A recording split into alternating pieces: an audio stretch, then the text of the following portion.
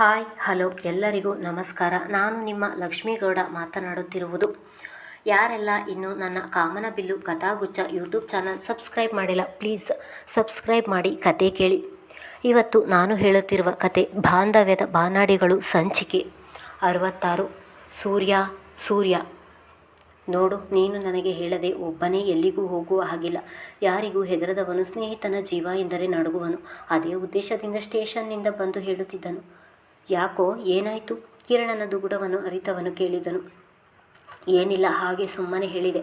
ಮೊದಲೇ ಇನ್ನೂ ಸರಿಯಾಗಿ ಹುಷಾರಾಗಿಲ್ವಲ್ಲ, ಅದಕ್ಕೆ ಹೇಳಿದೆ ಅಷ್ಟೆ. ನಾನು ಬರ್ತೀನಿ ಎಂದು ಹೊರಟನು.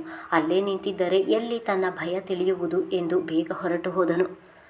ಅವ್ವ, ಇದೇನೇ ಪ್ರಪಂಚದ 8ನೇ ಅದ್ಭುತ, ನಂಬೋಕೆ ಆಗ್ತಿಲ್ಲ. ಹೋಯ್ತು, ಎಲ್ಲ ಹೋಯ್ತು. ಆಗೊಮ್ಮೆ ಈಗೊಮ್ಮೆ ಫೋನಿನಲ್ಲಿ ಆದರೂ ಮಾತಾಡ್ತಾ ಇದ್ವಿ, ಈಗ ಅದಕ್ಕೂ ಮುಳಿಯಾಯಿತು. ನಾನು ಇನ್ಯಾರ ಜೊತೆ ಮಾತಾಡೋದು? ಈಗ ನೀನು ಲವ್ವಲ್ಲಿ ಬಿದ್ದು ಹಾಳಾಗೋದೆ. ಏನು ಕಷ್ಟ ಸುಖ ಹಂಚ್ಕೋತಿದ್ದೆ, ಈಗ ಅದಕ್ಕೂ ಕಲ್ಲು ಬಿತ್ತು. ನಾನು ಇನ್ನು ಕಷ್ಟ ಸುಖ ಯಾರಿಗೆ ಹೇಳುವುದು? ಯಾರಿಗೆ ಹೇಳೋಣ ನಮ್ಮ ಪ್ರಾಬ್ಲಮ್ಮು? ನಮಗೂ ಒಂದು ಹುಡುಗಿ ಸಿಕ್ಕಿದ್ರೆ ನಾನು ಹಾಳಾಗಿ ಹೋಗ್ತಿದ್ದೆ, ಆಗ ಇಷ್ಟು ಸಂಕಟ ಆಗ್ತಿರಲಿಲ್ಲ. ನೀನು ಇನ್ನೂ ನನ್ನ ಕೈಗೆ ಸಿಗಲ್ಲ ಅಂತ ಗೊತ್ತಾಯಿತು. ಅಂತೂ ನಮ್ಮ ಭಾವನನ್ನು ಪಟಾಯಿಸಿದೆ. ಪಾಪ, ನಮ್ಮ ಭಾವ ತುಂಬ ಸಾಧು, ನೀನು ಗಯ್ಯಾಳಿ. ಭಾವ ತಗಲಾಕೊಂಡ್ರು ಬಿಡು ಎಂದು ಒಂದೇ ಸಮ ನಿಲ್ಲಿಸದೆ ಮಾತನಾಡುತ್ತಿದ್ದನು ಮಹಿ. ಲೋ, ಯಾವ ಆ್ಯಕ್ಟಿಂಗ್ ಸ್ಕೂಲಿಗೆ ಹೋಗಿ ನಟನೆ ಕಲಿತು ಬಂದಿದ್ದೀಯಾ?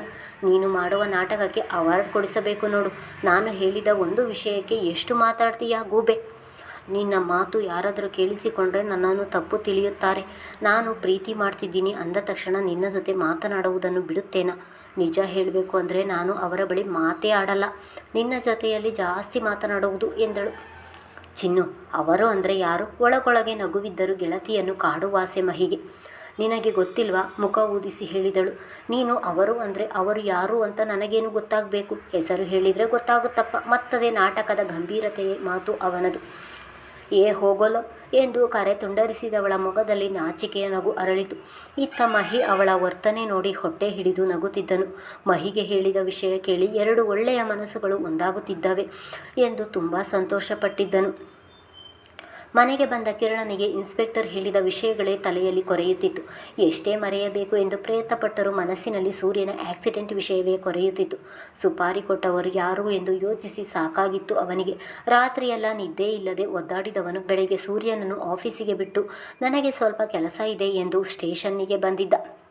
ಬನ್ನಿ ಮಿಸ್ಟರ್ ಕಿರಣ್, ನಾವೇ ಕಾಲ್ ಮಾಡಬೇಕೆಂದಿದ್ದು, ಆದರೆ ನೀವೇ ಬಂದಿದ್ದೀರಾ, ಒಳ್ಳೆಯದಾಯಿತು, ಬನ್ನಿ ಕೂತ್ಕೊಳ್ಳಿ. ಅವನು MLA ತಮ್ಮ ಎಂದು ತಿಳಿದ ತಕ್ಷಣ ಅಲ್ಲಿನ SI ಕಿರಣನಿಗೆ ವಿಶೇಷವಾದ ಮರ್ಯಾದೆ ಕೊಡುತ್ತಿದ್ದರು. ಪರವಾಗಿಲ್ಲ ಸರ್, ಹೇಳಿ, ಏನಾದರೂ ತಿಳಿತಾ? ಅವನ್ಯಾರು ಎಂದು ಬೇಗ ಹೇಳಿ, ಅವನನ್ನು ಮಾತ್ರ ನಾನು ಸುಮ್ಮನೆ ಬಿಡುವುದಿಲ್ಲ ಎಂದನು. ನೋಡಿ ಕಿರಣ್, ತಪ್ಪು ಮಾಡಿದವರಿಗೆ ಶಿಕ್ಷೆ ಕೊಡಲು ಕಾನೂನಿದೆ.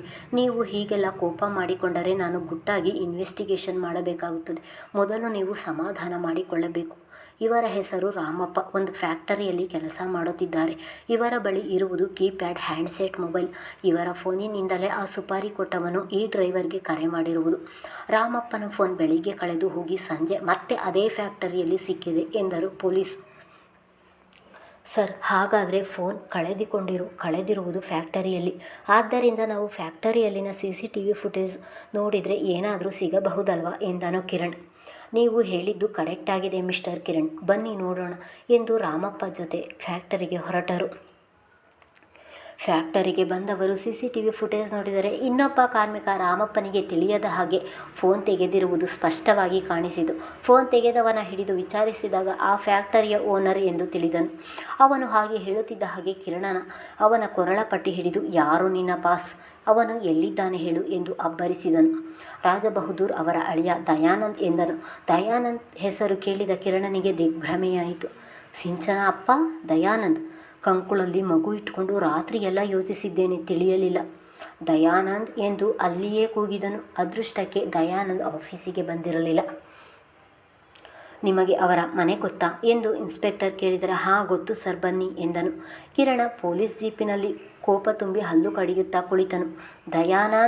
ದಯಾನಂದ್ ಮನೆಯ ಇಡೀ ಮೂಲೆಗೂ ಇವನ ಧ್ವನಿ ರಾಚುತ್ತಿತ್ತು. ಪೊಲೀಸ್ ಬರುವುದಕ್ಕೂ ಮೊದಲು ಓಡಿ ಬಂದವನು ಕೂಗುತ್ತಿದ್ದನು.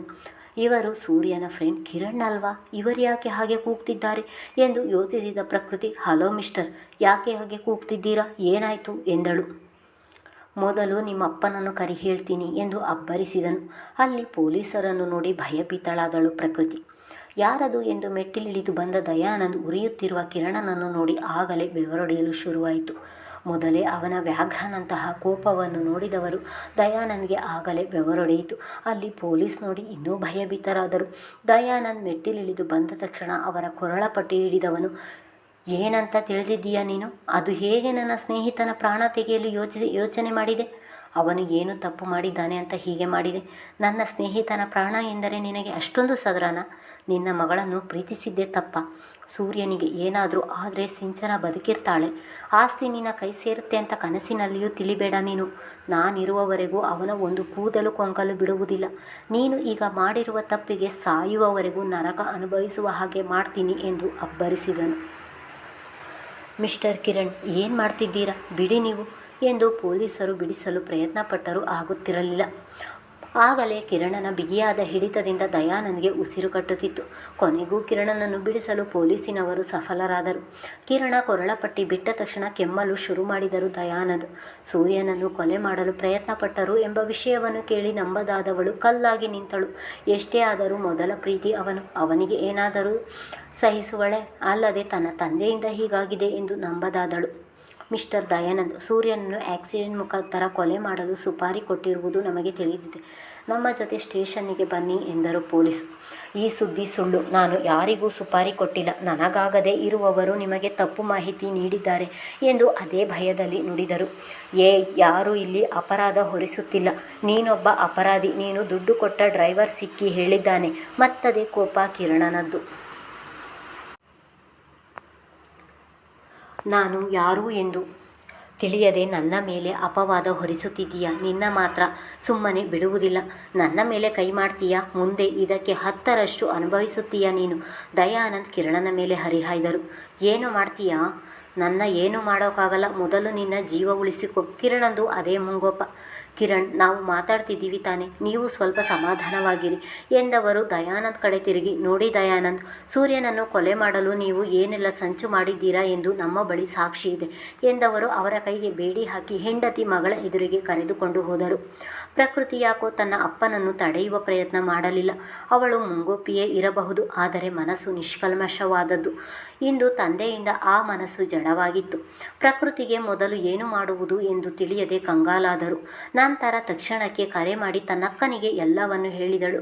ವಿಷಯ ಕೇಳಿದ ಸಿಂಚನ ಕೈಯಿಂದ ಮೊಬೈಲ್ ಜಾರಿತು. ಕಂಬನಿ ಕೊಳಗಳಾಗಿ ಇಳಿಯುತ್ತಿದ್ದವು. ಸೂರ್ಯನನ್ನು ಸಾಯಿಸಲು ನೋಡಿದ್ದಾರೆ ನನ್ನ ತಂದೆ ಎನಿಸಿಕೊಂಡ ಮಹಾನುಭಾವ ಎಂದು ನೆನೆದವಳಿಗೆ ಇದನ್ನು ಸಹಿಸಲು ಸಾಧ್ಯವಾಗಿತ್ತು. ಇನ್ಯಾವುದರ ಪರಿವೇ ಇಲ್ಲದೆ ತನ್ನ ಪಾಡಿಗೆ ತಾನು ಆಫೀಸಿನಲ್ಲಿ ಕೆಲಸ ಮಾಡುತ್ತಿದ್ದವನ ಬಳಿ ಬಂದಳು ಸಿಂಚನ. ಸೂರ್ಯ ಆರಾಮಾಗಿ ಕೆಲಸ ಮಾಡುತ್ತಿರುವುದನ್ನು ನೋಡಿದವಳು, ಅಂದರೆ ಇವರಿಗೆ ಯಾವ ವಿಷಯವೂ ಗೊತ್ತಿಲ್ಲ ಅನಿಸುತ್ತೆ, ನಾನು ಹೇಗೆ ಹೇಳುವುದು ಎಂದು ಯೋಚಿಸಿದವಳು. ಸೂರ್ಯ, ಸ್ವಲ್ಪ ಹೊರಗೆ ಹೋಗಬೇಕು, ಬರ್ತೀರಾ ಎಂದಳು.